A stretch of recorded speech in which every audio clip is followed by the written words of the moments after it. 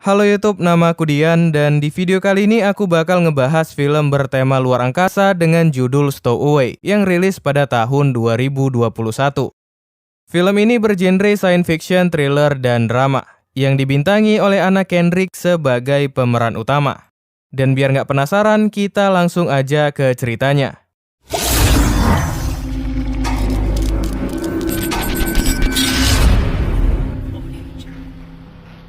Film ini dibuka dengan adegan 3 orang astronot dalam pesawat sedang meluncur ke luar angkasa, yang terdiri dari Marina si komandan atau bisa dibilang pilot pesawat, dan 2 orang ilmuwan bernama Zoe dan juga David.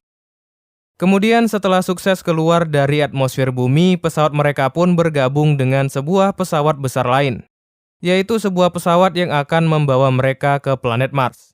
Dan ketika sudah berhasil terhubung, Marina langsung melepaskan sebuah panel surya. Kemudian memutar pesawatnya agar menciptakan gravitasi buatan untuk mereka. Dan tak pakai lama, setelah memasukkan semua barangnya, mereka bertiga pun memulai perjalanan mereka untuk pergi ke planet Mars. Thank you for the launch, Jen. See you again at the first check. Are you kidding me? That was incredible! That was incredible! Di awal-awal semuanya berjalan biasa saja, di mana Marina seperti biasa memeriksa kapal, dan Zoe yang seorang dokter sedang memeriksa sampel darahnya, sedangkan David yang seorang ahli biologi sedang meneliti tumbuhan miliknya. Tapi suatu ketika dalam pemeriksaannya, Marina menemukan sebuah tetesan darah. Kemudian karena penasaran, ia pun memeriksa asal darah itu, dan menemukan seorang pria misterius yang jatuh dan menimpa tangannya saat Marina mencoba untuk menolong pria itu. Mendengar kegaduhan yang ada, Zoe dan David dengan cepat membantu Marina. Dan sialnya karena baju pria misterius ini tersangkut di suatu alat, terjadilah kerusakan di pesawat mereka. Singkat cerita, David dan Zoe pun membawa pria ini yang ternyata masih hidup dan mengobatinya. Sedangkan Marina mengunci ruangan yang mengalami kebocoran dan menghubungi markas mereka di bumi untuk mencari tahu apa yang terjadi. Kemudian sehabis mengobati pria itu, Zoe pun langsung mengobati tangan Marina yang patah. Dan di saat yang sama, tiba-tiba pria ini pun terbangun dari pingsannya. Mengetahui sudah berada di luar angkasa, ia pun langsung panik. Dan dengan cepat Zoe datang untuk membantu pria itu. Nah, ketika sudah tenang, pria ini pun memberitahukan namanya adalah Michael, yang merupakan seorang teknisi pesawat di markas mereka. Dan menurut ceritanya, Michael mengalami kecelakaan saat mempersiapkan pesawatnya sebelum lepas landas, sehingga ia pingsan dan tidak sadar pesawatnya sudah berangkat. Selanjutnya, Michael kembali lepas kendali dan meminta untuk dikembalikan ke bumi, karena harus menjaga adiknya. Tapi karena mereka sudah dalam perjalanan menuju Mars, Marina pun tidak bisa mengiyakan permintaan Michael. Dan ia terpaksa ikut dalam perjalanan menuju planet Mars. Mengetahui ia tidak bisa kembali ke bumi, Michael akhirnya hanya bisa terdiam. Tapi beruntungnya para kru pesawat menerima baik Michael dan memberikan pekerjaan kepadanya di dalam pesawat. Bahkan mereka semakin lama semakin dekat satu sama lain. Namun kebahagiaan itu tidak berlangsung lama. Ketika memeriksa kerusakan yang terjadi, ternyata alat yang rusak itu adalah alat penyedia oksigen di dalam pesawat.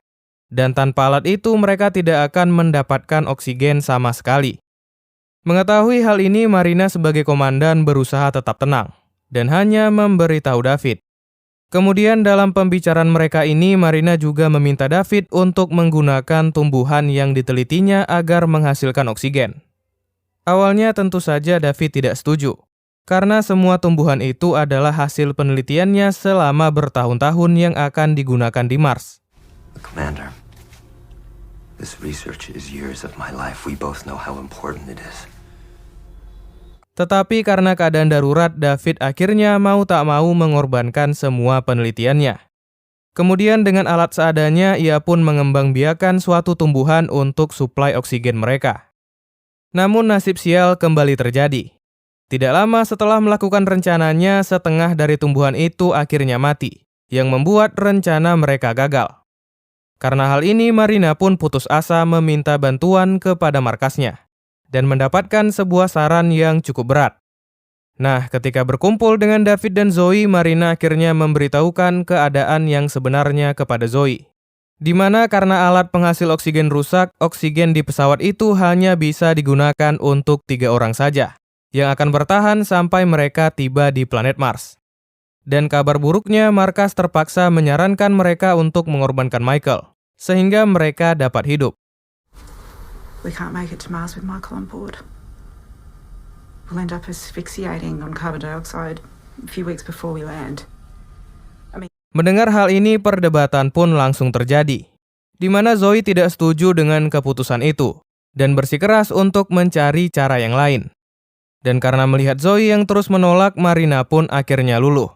Kemudian memberikan batas 10 hari untuk mencari jalan keluar lainnya. Cerita pun berlanjut di mana mereka berkegiatan seperti biasa, tanpa memberitahu Michael tentang apa yang terjadi sebenarnya. Tapi karena tidak sanggup menahan rasa bersalahnya, saat hari yang ketiga David pun mulai mengambil tindakan seorang diri. Dan ketika semuanya tidur, ia diam-diam masuk ke ruangan kerja Zoe, mengambil sebuah alat suntik beserta suatu obat. Kemudian datang menjumpai Michael di kamarnya. Dan dengan berat hati, David pun memberitahukan tentang apa yang terjadi sebenarnya. With you here, everyone on board would suffocate before we ever made it to Mars. Selanjutnya, ia pun meninggalkan sebuah obat agar Michael dapat mengakhiri hidupnya sendiri. Mendengar para kru menjadi terancam karena dirinya, jelas Michael merasa sedih.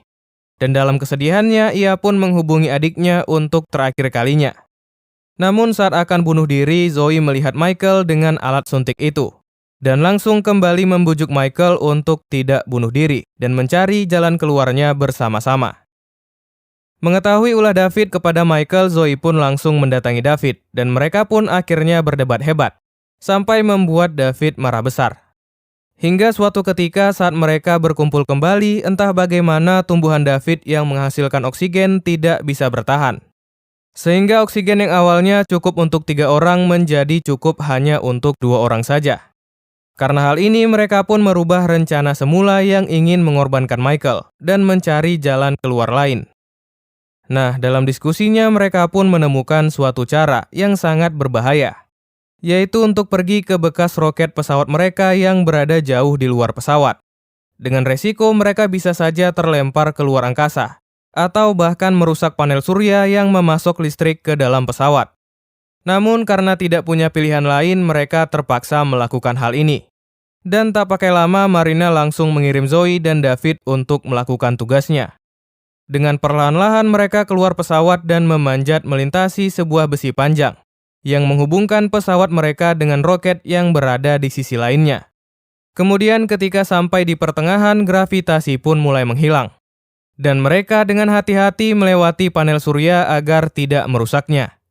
Nah, untuk informasi kenapa ada gravitasi di luar angkasa, karena di sini mereka memutar pesawatnya.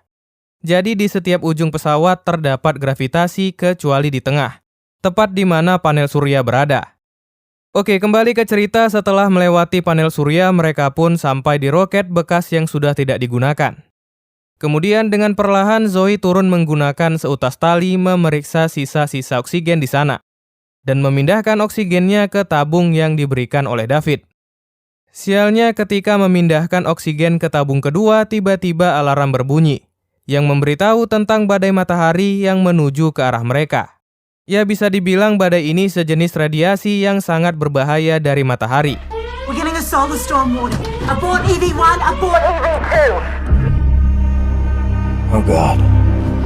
Mengetahui kabar dari Marina, mereka terpaksa meninggalkan tabung yang kedua dan hanya membawa 1 tabung saja.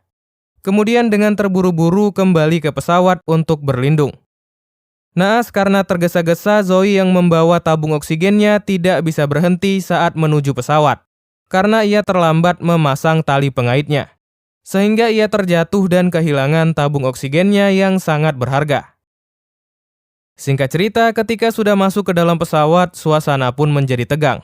Karena mereka kehilangan 1 dari 2 tabung oksigennya, yang membuat oksigen mereka hanya cukup untuk 3 orang saja.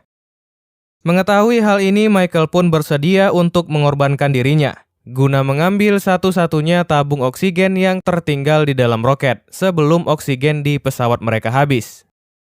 Namun karena Michael tidak terlatih untuk keluar angkasa dan juga karena David yang sudah kelelahan, Zoe pun memberanikan dirinya dan menawarkan diri untuk keluar mengambil tabung itu. Sedikit drama pun terjadi antara mereka, di mana mereka dengan berat hati terpaksa melepaskan Zoe yang akan mengorbankan dirinya. Kemudian ia pun mempersiapkan diri meneguhkan hati untuk keluar. Dan tak pakai lama, Zoe pun perlahan-lahan keluar dari pesawat di tengah badai matahari yang terjadi. Memanjat kembali untuk mengambil tabung oksigen yang tertinggal. Setelah itu ia pun kembali ke pesawatnya dan memasukkan tabungnya ke dalam pesawat. Kemudian Zoe hanya bisa terduduk lemas karena sudah terkena radiasi yang sangat berbahaya. Film ini pun diakhiri di mana para kru yang tersisa hanya bisa menangisi kepergian Zoe dari dalam pesawat. Sedangkan Zoe duduk meratapi kematiannya sambil melihat planet Mars yang ia impikan, dan film pun berakhir. Oke, seperti biasa sedikit review tentang film ini. Nah, satu kesan pertama ketika awal nonton filmnya yaitu perasaan menegangkan dan mencekam di dalam film berhasil tersampaikan dengan bagus ke penonton. Walaupun tidak memiliki adegan keren seperti perkelahian ataupun ledakan-ledakan dahsyat ala film luar angkasa lain, tapi film ini cukup menghibur. Sayangnya di dalam ceritanya itu tidak ada antagonis, jadi isinya itu orang baik semua, sehingga konflik yang ada terasa mentah dan tidak ada feel-nya. Seperti rasa putus asa dan kecewanya itu menjadi kurang bisa dirasakan penonton. Ya, namun bagi kalian yang suka film luar angkasa, menurut aku film ini adalah salah satu film yang bisa aku rekomendasikan. Oke, sekian dulu di video kali ini dan sampai jumpa di video berikutnya.